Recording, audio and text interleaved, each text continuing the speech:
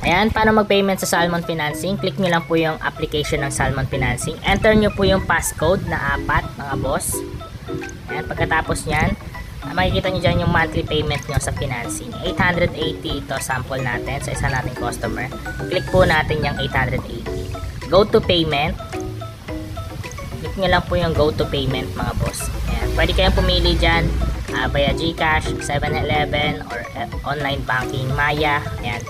Select natin yung 7-Eleven, mga boss. Proceed to pay tayo. May lalabas po yan na QR code. Diretso na po kayo sa counter ng 7-Eleven. Ayan, bibigyan po kayo niya ng resibo. Tapos niyan, mga sir, i-double check nyo yung schedule nyo. See schedule, kailangan po may paid po yan. Diyan sa gilid. At makikita nyo po yan na paid. Sample natin sa GCash din, mga sir. Click natin yung GCash.